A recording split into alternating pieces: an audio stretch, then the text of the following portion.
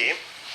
ఇవాళ నాగర్ కర్నూలు జిల్లాలో మల్లన్న జాతరలో జరిగినటువంటి గొడవలో రెడ్లు ఒక మా బీసీ బిడ్డను రజక కులానికి చెందినటువంటి కుటుంబం పైన దాడి చేసి వాళ్ళ చేతుల్లో ఉన్నటువంటి 2 నెలల పసికందును కాలుతో తన్ని చంపినట్టుగా తెలుస్తూ ఉంది. అయితే అధికార కాంగ్రెస్ పార్టీకి చెందినటువంటి కొంతమంది రెడ్లు ఒక రజక బిడ్డ పైన దాడి చేస్తే ఇప్పటి వరకు ఎఫ్ఐఆర్ చేయలే, నిందితులను అరెస్ట్ చేయలేదు. ఘటన జరిగి 2 రోజులుగా వస్తూ ఉంది. ఏ పేపర్లో లేదు, ఏ పేపర్లో వార్త లేదు. అందుకోసమే దీని సంగతి ఏందో తేల్చుకుందామనేటువంటి ఉద్దేశంతో ఇవాళ నేను నాగర్ కర్నూలుకు మరి కాసేపట్లో బయలుదేరుతా ఉన్నా. ఏ పోలీస్ అయినా ఏ ఒత్తిడి కారణంగా కంప్లైంట్ తీసుకోలేదు. ఒక మనిషి ప్రాణం పోతే కూడా కంప్లైంట్ స్వీకరించినటువంటి దుర్మార్గమైన పోలీస్ వ్యవస్థ అక్కడ ఎట్లా ఉంది. నేనే వస్తున్నా పోలీస్ స్టేషన్కి, సదరు పోలీస్ స్టేషన్కి వస్తా. ఏం జరిగింది, ఏదైతే గదైంది చూసుకుందాం. ఇక మా బీసీ బిడ్డకు, మా రజక బిడ్డకు అన్యాయం జరిగితే ఒప్పుకునేది లేదు. నేను వచ్చే లోపల ఎఫ్ఐఆర్ బుక్ చేయాలి, నిందితులను రిమాండ్లోకి తీసుకోవాలా. రిమాండ్లోకి తీసుకొని ఇవాళ సండే కోర్టులు ఉన్నాయి అనేటువంటి నాటకాలు ఆడకుండా జడ్జి ఇంటికి పోయి రిమాండ్ చూపించి అక్కడి నుంచి జైలుకు పంపించాల. ఇది మీరు చేయాల్సినటువంటి పని. మీరు ఏం సెక్షన్స్ పెట్టిరు, ఏం చేసిరు, ఏం కథ, దాని వెనకాల ఎవరెవరు ఉన్నారో ఇదంతా తెలుసుకోవడానికి ఇలా మేము వస్తూ ఉన్నాం. ఆ బిడ్డ ఎవరైతే ఉన్నారో ఆ 2 నెలల పసికందు, ఆ పసికందు వాళ్ళ తల్లి ఏమో ఎస్సీ అంట, తండ్రి ఏమో రజక అంట. నాకు నిన్న నుంచి చెప్తా ఉన్నారు కానీ ఇలా విజయవాడ కార్యక్రమాలు ఉండే అన్ని కార్యక్రమాలు రద్దు చేసుకొని క్లియర్గా నాగర్ కర్నూలు పోతా ఉన్నాం. ఇక్కడ మా బిడ్డలకు అన్యాయం జరిగింది, వాళ్ళ కోసం, నా రజక సోదరుల కోసం ఇలా పోయి నిలబడడానికి మేమంతా బీసీలుగా తెలంగాణ రాజ్యాధికార పార్టీ పోతా ఉంది. ఇలా తాడో పేడో తేల్చుకుంటే మా బీసీల మీద ఈగ వాలినా ఒప్పుకోవడానికి సిద్ధంగా లేదు. ఈటితో కొడితే పత్తర్తో కొడతాం, మేము ఊకోవడానికి సిద్ధంగా లేవు. వెనకటి కాలమా, ఇంకా దేవుని గుడిలో దేవుని మొక్తానికి వస్తే బీసీలు రాకూడదంటరా, రజకులు రాకూడదంటరా దేవుని గుడికి. ఎవరు రాబాయి మీరంతా? నేను వస్తున్నాడికి నాగర్ కర్నూల్లో జరిగినటువంటి ఈ అమానవీయ ఘటన మీడియాలో రాలేదు, సరే మీడియా సంగతి తర్వాత. కానీ ఇక్కడ ఒక బీసీ బిడ్డ పైన జరిగినటువంటి దాడి, అది మా మీద జరిగినటువంటి దాడిగా భావిస్తూ ఉంది తెలంగాణ రాజ్యాధికార పార్టీ. ఇక్కడ దీనికి సంబంధించినటువంటిది కుమ్మెర జాతరలో కులోన్మాద దాడిలో 2 నెలల చిన్నారి మరణించిన విషయం తెలుసుకొని అక్కడికి వస్తూ ఉన్నాం. నేరుగా పోలీస్ స్టేషన్కే వస్తా. పోలీస్ స్టేషన్లోనే కూర్చుంటాం, పోలీస్ స్టేషన్లోనే తేల్చుకుంటాం ఈ అంశంలో నిర్లక్ష్యం వహించిన సిఐ రెడ్డి, కొట్టి చంపినోడు రెడ్డి, ఎమ్మెల్యే రెడ్డి ఇంత ఉన్నారు కదా. నా బిడ్డలకు నేను వస్తున్నా, చూసుకుందాం ఇంకా మీరా మేమా అనేది. మీరు ఎఫ్ఐఆర్ చేయకుండా, నేను అడిగితే పోలీసు వాళ్ళు ఏమంటారు, ఎఫ్ఐఆర్ ఎందుకు చేయలే అంటే ఎఫ్ఎస్ఎల్ రిపోర్ట్ వచ్చినాక చేద్దాడు. మనిషి చచ్చిపోయిన తర్వాత నీ పనిందా? ఫస్ట్ ఇన్ఫర్మేషన్ రిపోర్ట్ నువ్వు ఫ్రేమ్ చేయాలి. నువ్వు ఫ్రేమ్ చేయకుండా డ్రామాలాడి రెడ్లను రక్షించడానికా? ఎట్టి పరిస్థితిలో వదిలిపెట్టే ప్రసక్తే లేదు. నాగర్ కర్నూలు బయలుదేరుతున్నా నేను. ఇది కొద్దిసేపట్లో నేను బయలుదేరుతా ఉన్నా. తాడో పేడో తేల్చుకోవడానికి సిద్ధంగా ఉన్నా. ఇక్కడ ఒక రెడ్డి బిడ్డ గుడికి వస్తే, రెడ్లంతా గుడికాడ నిలబడి, ఒక రజక బిడ్డ వస్తే, రజక బిడ్డ దళిత తల్లి వస్తే ఆమెను తన్ని కొట్టి, ఆ వీడియోలు కూడా ఉన్నాయి కానీ ఇందులో చూపించకూడదని చూపిస్తా నేను, కొట్టి తన్ని అవమానం చేసిరు కదా. ఇంకొక ఘటన చెప్తా మీకు. ఇదే నిజామాబాద్ జిల్లాలో ఒక కుర్మ ఆయన, ముదిరాజ్ ఆయన రెడ్డి అమ్మాయిని ప్రేమించిండు. రెడ్డి అమ్మాయిని ప్రేమిస్తే ఈ రెడ్లంతా కలిసి ఆ ప్రేమించిన అబ్బాయి వాళ్ళ అమ్మని తీసుకుపోయి చెట్టు కట్టేసి విపరీతంగా కొడితే ఆ పిల్లగాడు ఎవరైతే ప్రేమించిన ముదిరాజు పిల్లగాడు ఉందో పేరు మార్చుకొని, చిన్నారెడ్డిగా పేరు మార్చుకొని నక్సలైట్లలో కలిసిండు.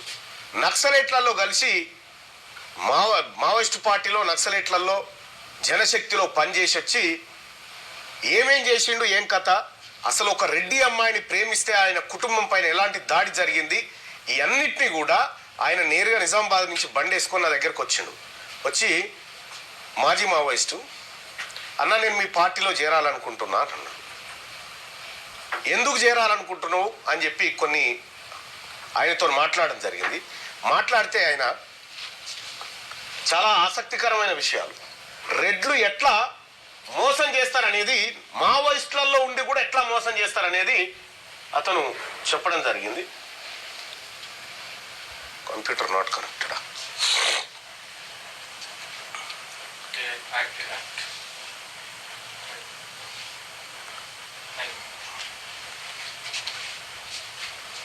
ఇది ఒకటి చూడండి, అతను చెప్పినటువంటి మాట. అతను ఈ రెడ్లు ఆ రోజుల్లోనే పెత్తందారులు ఏదా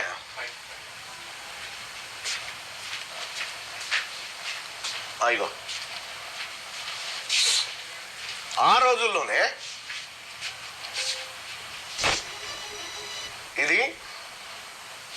ఇది మట్టి మనిషి అని ఒక యూట్యూబ్ ఛానల్. ఇప్పుడు అంటే దీంట్లో ఈ మట్టి మనుషుల వెతలు కథలు అన్నిటినీ నేనే దగ్గరుండి తీసుకొస్తా ఉన్నా. మట్టి మనిషి, ఈ మట్టి మనిషిని సబ్స్క్రైబ్ చేసుకోండి, లైక్ చేయండి. అసలు ఏంది ఈ మట్టి మనిషి గోస? ఒక మాజీ నక్సలైటు, రెడ్డామను ప్రేమించిన మాజీ నక్సలైటు పరిస్థితి ఏడికొచ్చింది ఒకసారి మనం చూద్దాం. ఇంకో ఆ మైక్ తీసుకో.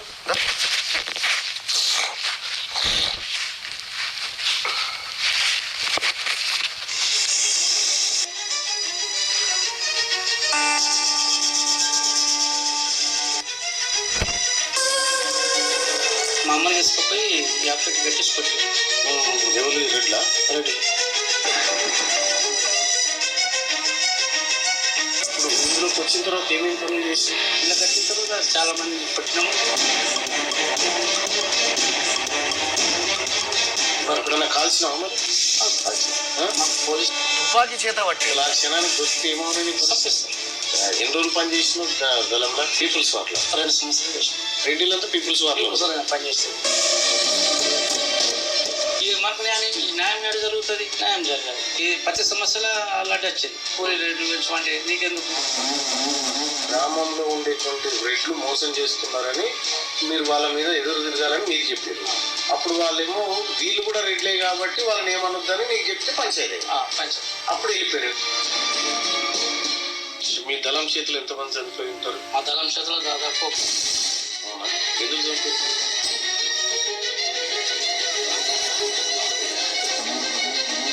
ఇవాళ రాత్రి 7 గంటలకు ఈ మట్టి మనిషికి సంబంధించినటువంటిది మట్టి మనిషికి సంబంధించి ఇది యూట్యూబ్ ఛానల్ మట్టి మనిషి. అది ఒకసారి లింక్ ఆడ పెట్టండి. ఈ యూట్యూబ్ ఛానల్ సబ్స్క్రైబ్ చేసుకోండి. ఇటువంటివే కాదు, ఇంకా చాలా చాలా చాలా చాలా దారుణమైనటువంటి స్టోరీలను మీ ముందుకి తీసుకురావాలని నేను డిసైడ్ అయినా. యాక్చువల్గా నేను ఇంటర్వ్యూలు చేయకపోతుంటే, కానీ కొందరి అంశాలను తీసుకురావాలి మళ్ళీ అన్న ఉద్దేశంతో ఇంటర్వ్యూ కాదు, చిట్ చాట్ చేస్తా ఉన్న వాళ్ళ సమస్యలు తెలుసుకునేటువంటి క్రమంలో. సో ఇక్కడ మట్టి మనిషి అని చెప్పి ఇగో ఇలా ఉంటుంది, మట్టి మనిషి అని చెప్పి. దీంట్లో మట్టి మనిషి అని యూట్యూబ్ ఛానల్ ఉంటుంది, దాన్ని సబ్స్క్రైబ్ చేసుకోండి. ఇప్పుడు మీకు చాట్ బాక్స్ లో కనిపిస్తుంది, ఇక్కడ మన ఛానల్ అది. దాన్ని ఒక్కసారి మీరు సబ్స్క్రైబ్ చేసుకోండి. అలాగే ఇదే మట్టి మనిషి ఛానల్లోనే